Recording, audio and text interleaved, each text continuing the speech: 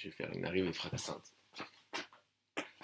Bon, merde. Bon, il serait peut-être temps de faire un second épisode de Comics Games, l'émission qui te parle de tes vidéastes comics francophones préférés.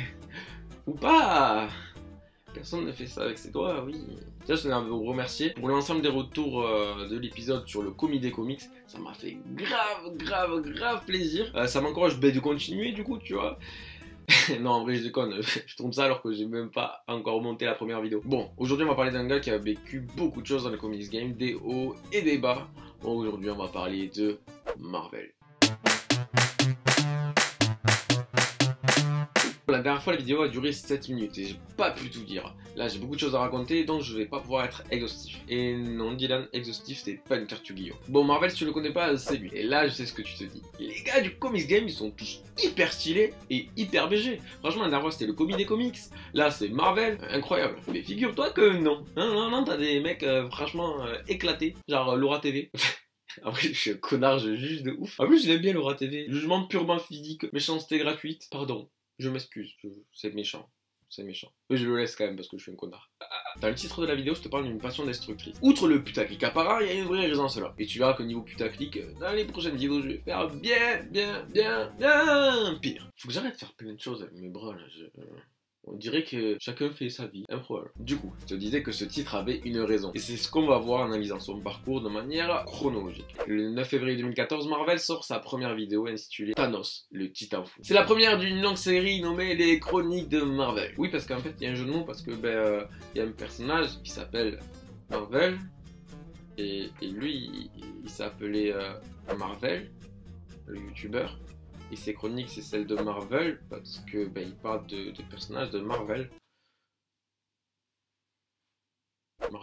Il a été l'un des premiers à présenter et vulgariser les personnages de comics sur YouTube. Étant un grand connaisseur de l'univers Marvel, il s'inspire de ses connaissances pour écrire ses chroniques, mais également de livres qui lui permettent d'avoir des anecdotes et des informations en plus. Et là, je vais faire une petite aparté. Vous avez l'exemple là de quelqu'un qui construit bien ses chroniques. Déjà, ça change de moi, hein. Ça change surtout de ceux qui cherchent Daredevil, résumé, histoire Wikipédia. Ou bien il y en a qui sont encore meilleurs et qui cherchent History of Daredevil, après qui font traduction anglais-français, réversion, puis copier coller et tu as ta vidéo. Oui, mais lui il fait pareil, sauf qu'il cherche dans des livres quoi. Alors, pour tous les abrutis qui pensent ça, il a une culture de Marvel que vous n'effleurerez jamais de votre vie. 2, il pioche dans des livres certifiés par Marvel et des informations qui sont donc bien plus fiables que Wikipédia. Même si Wikipédia a tendance à s'améliorer, mais ça c'est un autre débat, on en parlera peut-être un jour, mais pas maintenant. 3, si lui ne cherchait pas ça, les gens ne connaîtraient que les personnages stars de Marvel. Et par les personnages stars, j'entends qui? J'entends Spider-Man, Hulk et Wolverine. Un gars comme Daredevil, mais personne ne le connaîtrait. Et si j'en entends un qui te dit non, Daredevil c'est un personnage star, ta gueule, arrête-toi tout de suite. Tu fermes tes comics, tu vas à l'hôpital, tu vas demander une greffe de cerveau, s'il n'y a pas de cerveau qui sont disponibles, tu vas prendre une plume, tu vas rouler un arbre, tu vas secouer devant le cul, et là tu vas avoir une visite de quelqu'un de très sympa, il s'appelle Iron Fist, et je précise que c'est pas un super héros, et tu vas voir que le tout va te remettre les idées en place, et je précise, ça poppers. Bon, je me suis un peu emporté là, faut que je passe à un truc positif.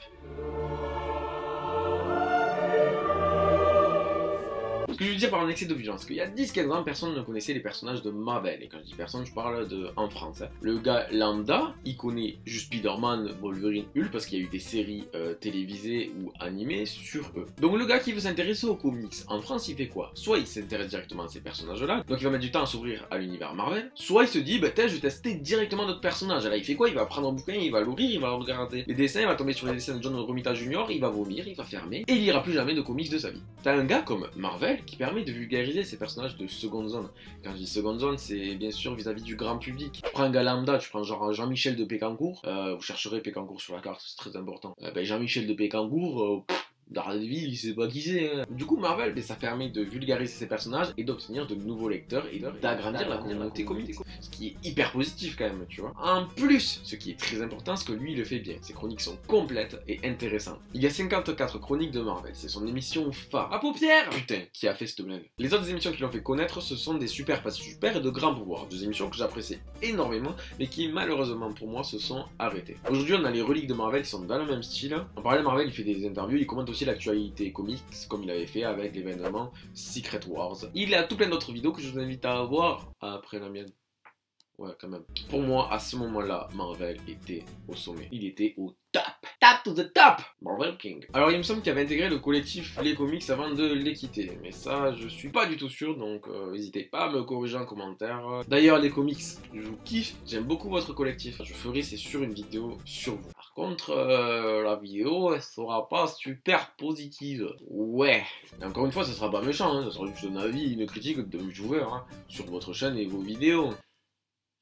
Là, nous arrivons à la seconde partie, la chute de Marvel. Marvel s'est associé et il s'est mis à présenter des comics pour Comics Place. Comics Place, c'est un gars sur YouTube, mais c'est aussi quelqu'un qui vend des comics en ligne, qui a une boutique aussi. Et le truc, c'est que Comics Place, il est pas très apprécié. Bon, on va pas lécher les culs, hein, pour beaucoup, c'est un gros connard. Pour ma part, j'ai mon avis. On fera une petite vidéo sur lui, mais bon, je le garde pour moi, je dis pas que c'est un connard, je dis pas que c'est quelqu'un de bien ou quelqu'un de mauvais, je garde ça pour une prochaine vidéo. Le problème qu'il y a eu avec ça du coup, c'est que Marvel s'est fait beaucoup critiquer, déjà parce que les gens aiment pas trop que tu fasses juste de la pub sur ta chaîne YouTube, donc beaucoup ont dit qu'ils étaient vendus, et en plus du fait qu'il s'était associé avec le gars qu'on n'aimait pas, tu vois. Et honnêtement, à ce moment-là, ces vues ont commencé à chuter, elles n'étaient plus ce qu'elles étaient, bien qu'elles restaient quand même bonnes, hein, faut pas exagérer, mais ça correspond aussi à la nouvelle vague de youtubeurs. Et t'as eu tous ces youtubeurs qui arrivaient, la génération un peu Watch Mojo, des tops à la con, des trucs juste pour faire le buzz. Tu as une vidéo que tu regardes une fois, t'es là en mode je suis content. Tu poses ton cerveau, tu regardes la vidéo et t'essaies de le retrouver après quoi, tu vois. Tout ça, ça fait que ses vues ont baissé et qu'il a commencé à chuter. On arrive donc au 22 novembre 2019.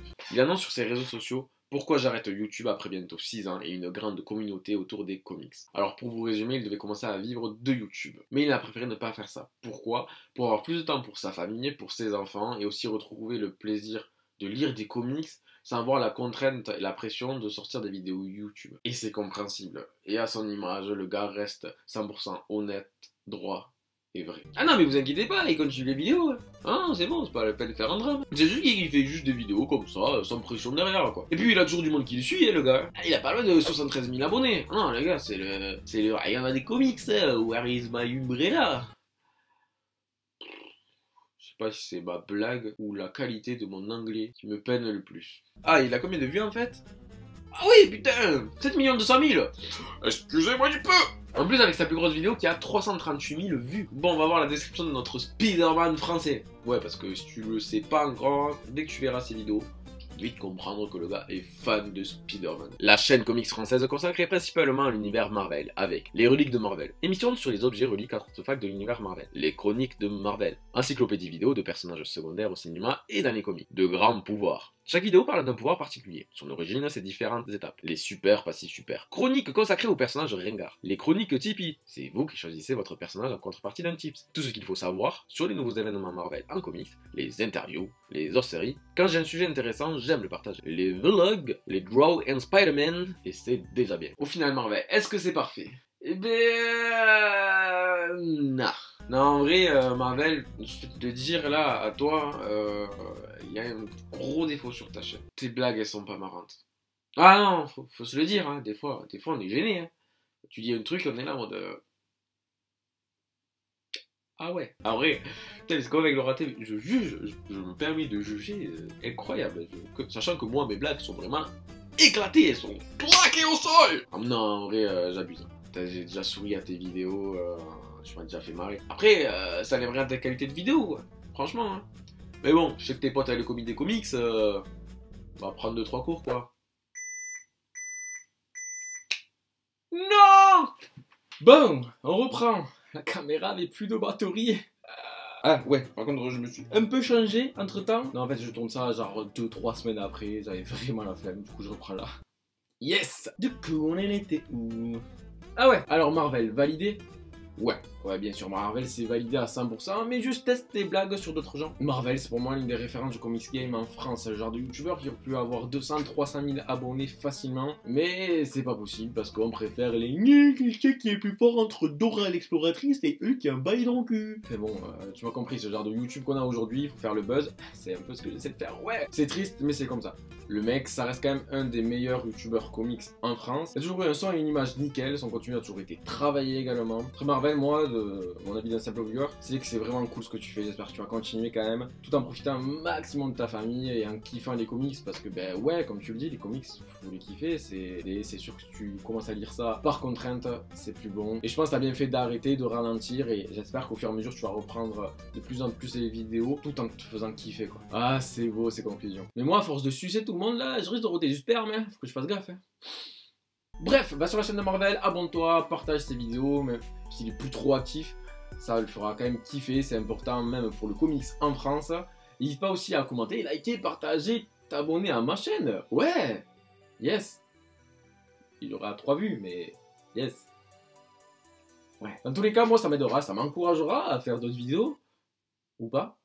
Bref, à la prochaine, c'était Laro, expert en rêve et curieux de tout. Allez, ciao.